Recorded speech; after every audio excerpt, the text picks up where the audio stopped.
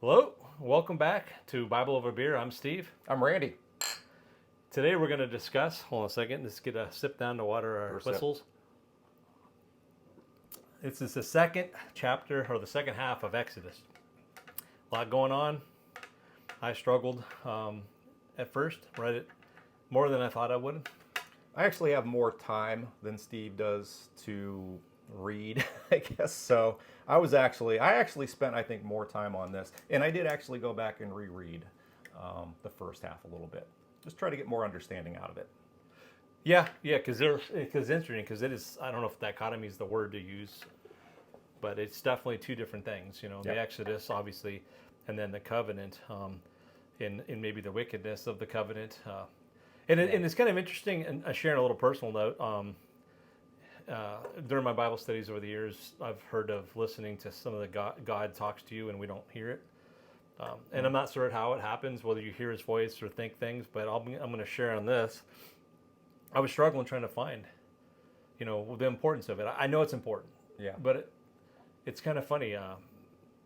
I listen to a program in the morning. I think it's called Shepherd Chapel, and I'm not endorsing them whatsoever. I think a lot of stuff is contradictory that I hear from them, but they started covering Exodus when we Yeah. did on the same exact part. Okay. Then I do a Lutheran Hour ministry every day just because I like the message, and they were talking about the same stuff we're talking about. Yeah.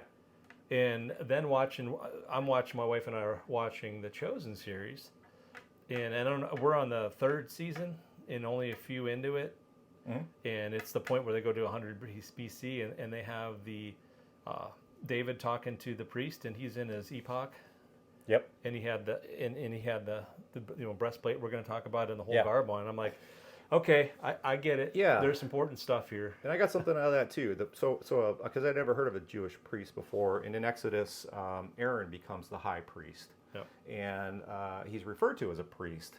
So there were Jewish priests, and I guess those were descendants of Aaron. You had Okay. to be a descendant of Aaron, and you were considered a priest. You're more of a teacher, Rabbi. where a rabbi Oh, sorry. had a lesser role. And then as far as the priests, I think that lineage sort of got lost, Okay. and maybe the temple got destroyed. Something, you know what I mean? The temple got built and destroyed a couple times, I believe. So the priesthood sort of faded away, and the rabbis took over the main role. Could be, yeah. And I can't argue with that because I don't know. I read it on the internet, and the internet's never wrong. Well, exactly, and remember we get careful. But again, we might find we can go back and decide whether we're right or wrong. I mean, I don't have any issues with that, and I know the Chosen is talking about rabbis, so I think you're onto something. But it's interesting. I mean, I'll kind of lead off in some of this stuff. Yeah. So basically, the third month after the Israelites left Egypt, they're camping out in the Sinai Desert, close to the Mount Sinai. Obviously, everybody knows that. I think from any movie, just like Exodus. And God calls Moses to talk to him, and so he goes up in the mountain and he talks about the covenants and the commandments, and go down and tell your people about this. And he goes down, and I thought it's interesting because this is an important point. The people replied, "We will do everything the Lord has said." So at this point, we're discussing now, when we had a brief talk, is do they know the Ten Commandments yet or not? So they were spoken to Moses. We determined, because we went through this a couple times, that he was not given the tablets at that point. Correct. He was just told to go down and pass along this message to see if they would Yeah, because you're right. agree. 'Cause God's throwing them a lifeline, basically. again, If you agree to this, you will be saved. yeah, if you will obey be my the chosen commandments, people. you'll be the chosen people. So that's interesting. And then then it kind of gets described. It's almost like, and I hate to bring this in, but it's almost Pulp Fiction like. And if anybody watched Pulp Fiction, it's kind of not in order, or Reservoir Dogs, a couple Quentin Tarantino movies, which probably are bad to have in a Bible discussion. But the point is, this stuff seems to be out of order, because we are starting off in chapter 20 through 24. Yeah, 19 actually, 19 through Well, 40. 19. Yep, 19. Well, that's when they got, but yeah, 19. Mm-hmm. Well, the commandments Gotcha. started in what we're learning. So 20 through 24 is when we're learning about like the commandments. We get them, and heck with it. I'll just go through them real quick. I think everybody knows them, But you shall not have no other gods before me, shall not make idols, shall not lift up God's name in vain, keep the Sabbath, honor your father and mother, shall not murder, shall not commit adultery, shall not steal, shall not bear false witness, and shall not covet. And that's obviously just a high level of, there's Right. details on those. And then, And God had faith that his people would be able to live by these. Because they got, I mean, as far as God's concerned, he wants them to never break these commandments.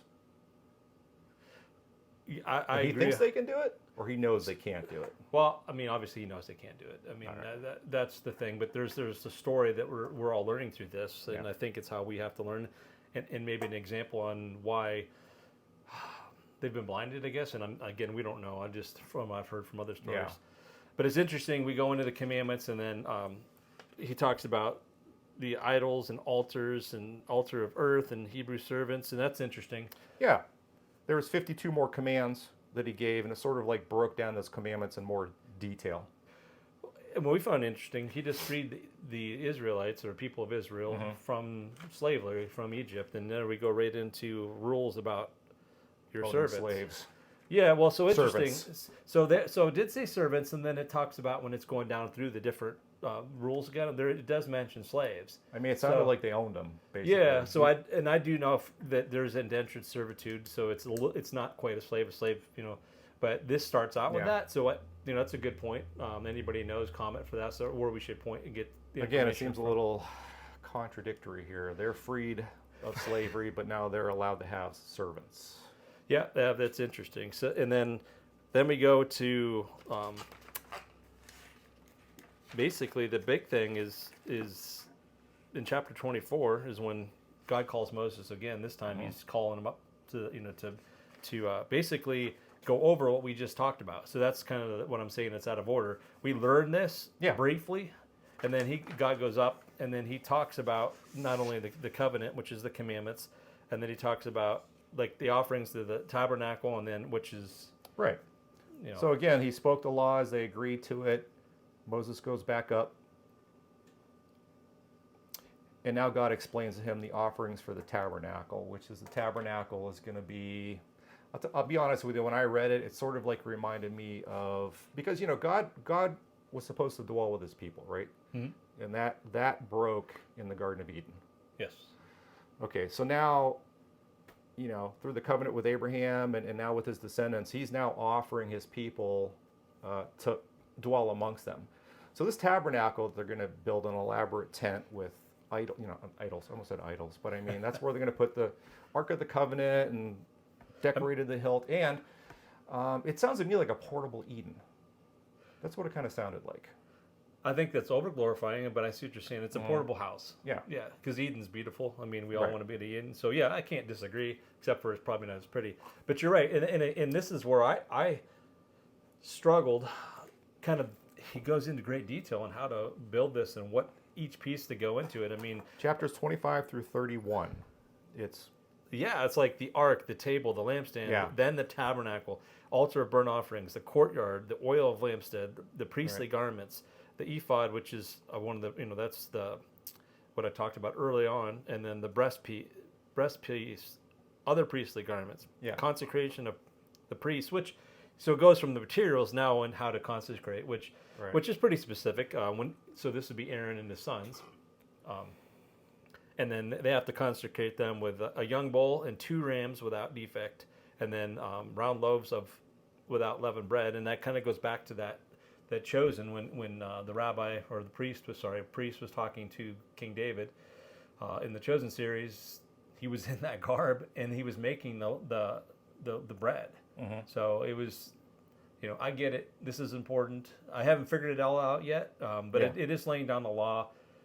The Israelites, or as we know, Jewish people, they have a lot of laws they follow. And this is the second book of Moses, I believe. Yeah. Then there's 5 books of Moses, from what I understand, that make up the Torah, which I believe is the Jewish Bible. And we'll learn that and confirm that. I'm fairly certain that's right. so. No mention of where all these materials will come from. I mean, we had discussed before there was about 600,000 Jews that were let out of Egypt. I don't know how many of them have died at this point, but I mean, he's talking about different colored yarns, gold, silver, bronze. bronze, plus not only that, but then the skill to be able to make these things. Well, so the skill, we'll get into in a second. Mhm. The next thing is the first, like the craziness. So they already, the first time he goes up, God tells them the covenants. We don't think they don't know the commandments. But the second time he goes up, he's telling all this stuff, and he's there for 40 days with God. The second time on the mountain, the people. So he left Aaron and Hur. I think I'm not sure who Hur is. Don't quote me. That's so many details. Right. So many details. And he has a right-hand man, Joshua, Moses. Moses does, and he does go up. I think in the second and third Right. time, or at least There are the third. times when he does go up, but Yeah. I'm still sort of uncertain as to where this Joshua came from Yeah. and how he got that position. Again, question two are and I'm hoping there's folks out here taking this journey with us because it's very. I mean, it's And we may find out Yeah. in the next Yeah, books. exactly. That's Yeah. the point because I understand from just discussing amongst friends that are interested in listening, journeying with us. When I'm reading a book, I want the characters described to me. I want to know who they are, where they Well, came the Bible's from. not in order either. Right, exactly, right. So we're learning that. So interestingly, as God's given all these commandments and how to make all this stuff, and then also we didn't get kind of into how to bless these people. Things turn ugly down in camp. Yeah, Aaron's in charge, and this is what surprises me. But then Yeah, go ahead. he does. Well, I don't think they know. So that, in fairness, they don't know. But I mean, Well, Aaron just didn't sound like a good leader.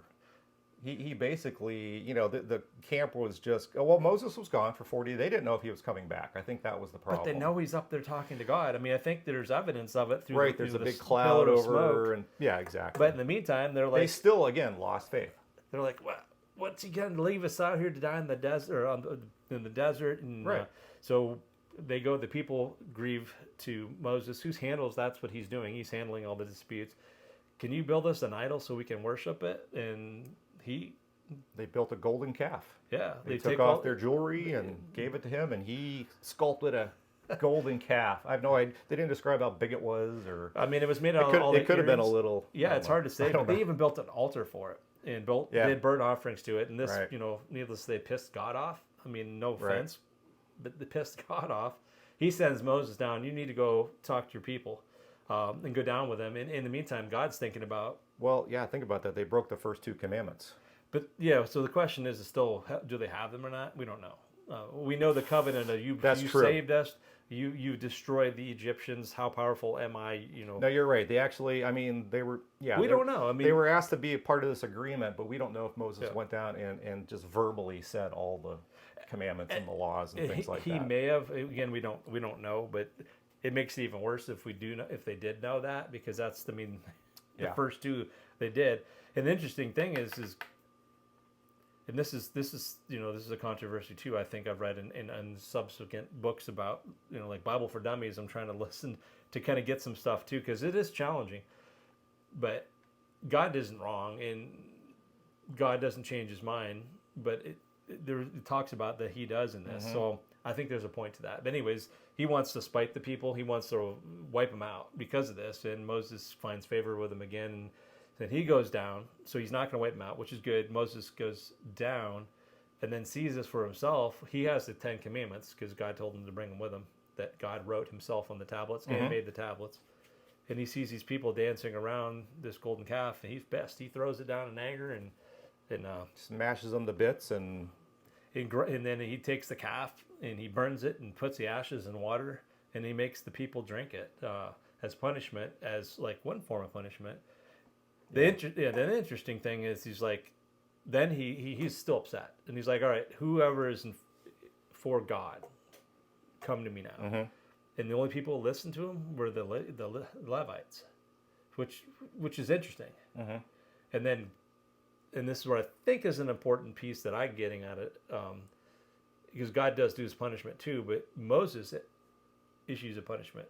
He tells them to go, basically kill everybody else in camp that didn't come to him. We're talking brothers and anybody else that did not come to him. The instigators, they call them. Okay, yeah. The instigators of the. And they said 3,000 people, were killed. So that's there were 600,000. So must be a lot of Levites, or maybe he didn't kill everybody else. And then in a roundabout way, Moses said, "Hey, for killing people, you're now forgiven." But this is Moses versus God's, and God said He's still going to punish them. and then he ushered them on his merry way to the start, because God is obviously he's telling Right. Moses about the promised land, the milk and honey, and they haven't made it there clearly. Yep. And as they're on their journey, God just hits them with a plague. I'm not certain if there's any details. Maybe that'd be later chapters in the Bible, but they do get punished. So Yeah. I think that's in. They do, and I kind of took that like, sin. Sin is passed, and it says this in Exodus. Sin is passed from the father to the son, Yes. down the family. Yes, especially for those who turn away from him. He's not going Right. to punish just you. He's going to punish your descendants, and it's scary because Yeah. So I don't know, like you think of Israel as a whole, all those people. I don't know if God particularly picks people out and says, boom, boom, boom, it's going to be you, or if he just sent the plague and correct. it's random. There It's was not. random. There's not a lot of details. I do Right. feel that God picked people out and knew what he. I mean, Because I was everything he trying to does. relate that to like today. Why do some of us get sick and have a short lifespan, and then some of us get to live to be a healthy 100? Why is that? And I thought about that, our descendants, how sin is passed on. Or is it just So, random? Mankind as a whole needs to be punished from time to time. I don't think so. I think COVID. Yeah, well, I think that's man punishment. We're not going to go there. That's, I'm just saying, man. that's a bad thing. I'm But just yeah, saying. but so yeah, to answer your question, it's bigger than Exodus. It's bigger than the Old Testament. I think when Jesus, who obviously is going to be the most important for Christians, when he paid the ultimate sacrifice, that was gone. So to answer your question, Right. you look back in the Bible, there was like the first Enoch, I think, in Genesis, or the second Enoch. Didn't live very long. God, he was too special. God took him with him. So Okay. there's argument. Okay. We won't know until we got, but you could So- have a purpose. Possibly not punish, but actually reward. You get to come home sooner. I don't think God punishes you anymore. I think we punish ourselves, and we look to Him for straightening our lives. At least that's Okay. we'll know when we're done. Yeah. That's my I'm belief. learning. Yeah. So please, I could be 100% wrong on this. I'm just throwing that out there. Well, Don't and take this that's- as a teaching. Again, this is the point of this, and I'm going to Yeah. reiterate this to everybody. Please go back and watch our intro. We kind of lead up to how we got started, and we welcome folks to join this journey, because really it's about reading the Bible. I'm excited to go farther than just cover to cover. I want to deep dive and stuff, because there's so much here. Yeah. We split Exodus in half, and we split Genesis in half, and This is our first read through, so I mean, we're just... of the Bible, Yeah, cover yeah. to cover, yes. So we're just kind of looking at what we've read, and then also throwing our own little points out there, which could be 100% wrong. And that's why once we're done reading the Bible cover to cover, I'd like to go back and do a little bit more of a deep dive. Well, I think too, if we get a lot of questions, I'd like to do even a live video or a recap on going over questions, because we're learning as we go, and we're trying to stick to the Bible. We got Bible for Dummies suggested by a friend, and so far I've just skimmed through it. It's not helping a whole lot, but going back to the studies, there's some interesting things that I've found here is in chapter 33.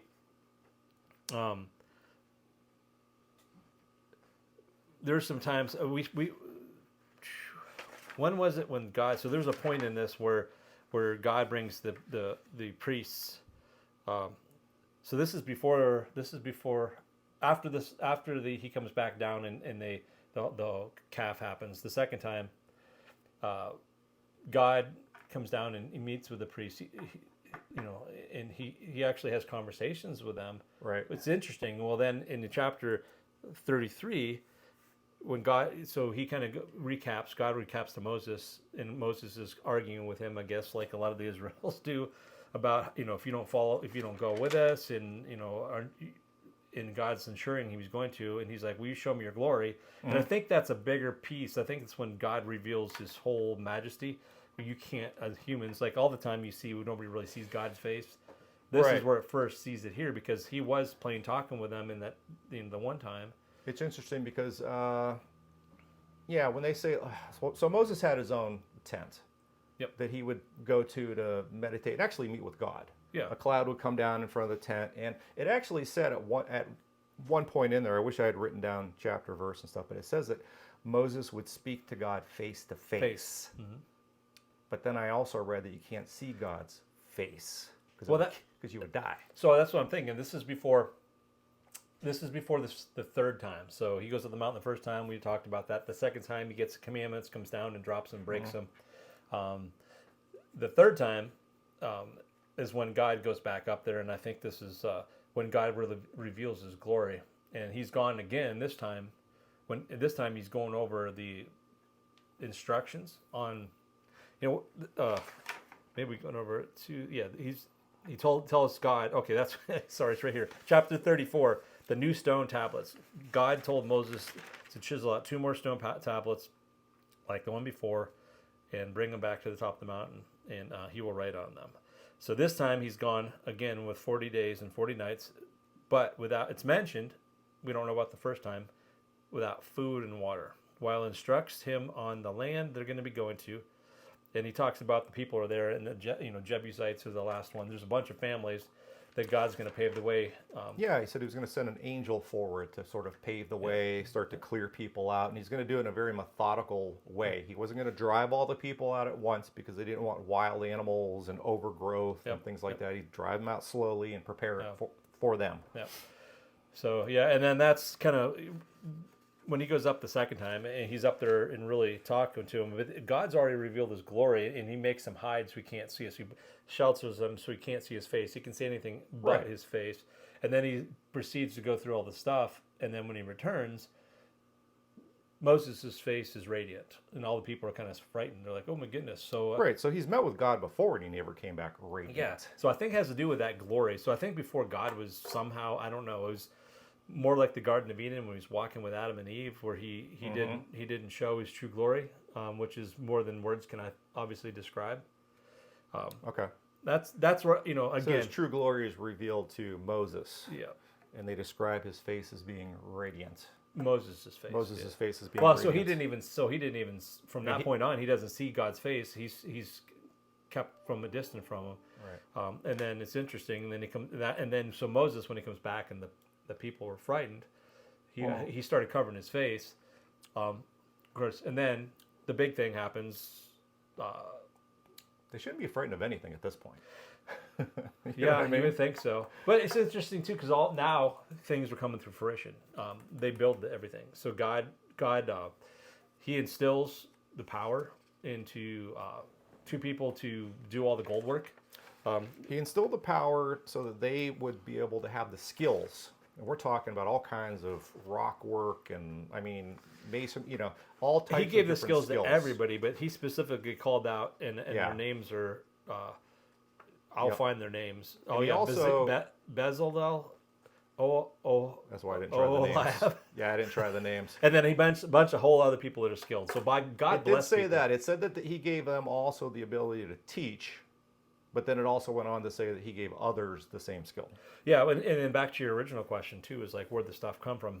Good point. Because I know that they were loaded down like they the Egyptians loaded them up with when they build the ark. So stuff. So the gold and silver we got from the Egypt, but where did the acacia wood come from? Apparently around Mount Sinai they have acacia wood. That's where they built the Ark of the Covenant in. Mm-hmm. And, the table. They got the bronze, obviously. So, but God obviously is able to, manifest that. But they're building this, and kind of. So again, all those details, really inch by square. I mean, it didn't give us like the sizes it does. Yeah, exact detail. Then they finally build it, and then God descends on it, and He basically lives in it, and. There's a section where the ark is kept, and I'm confused. And if God comes in and inhabits the whole thing, because when a pillar of smoke's on it, nobody can enter, not even Moses. Chapters 35 through 40, those last 5 chapters, they're completely talking about the construction. Yep. And then it finally being finished.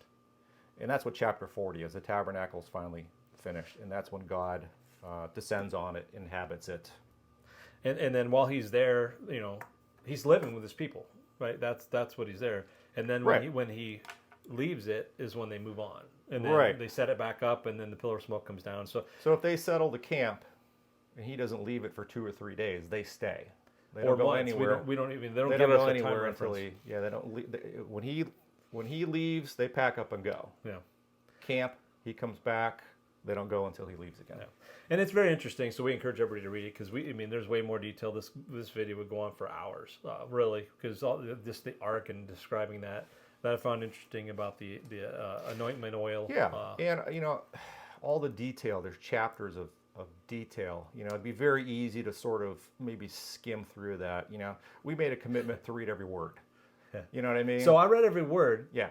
But the first time I didn't pay attention to because I'm like, oh my goodness, it's just it's not much. But yeah. I did some skimming. Yeah. So it was skimming, but reading. I went back. Yeah, same with me. And there's a lot there, and it's very important. I think it's setting other stuff up. Maybe it's not. We'll find out. Mm-hmm. But interestingly enough, it's not just for that time. I do understand a lot of these things and rules are still in place for the Jewish people today. And they know it by heart. I mean, like I said, when they go into how to prepare, what's the fancy word for preparing yourself to be holy, make yourself holy, consecration. There's a lot of keys about before God comes to consecrate the people. God doesn't show up until they're consecrated because you could be killed. That's the hellfire and damnation part of some of the Bible, even though it's not listed there, but it is.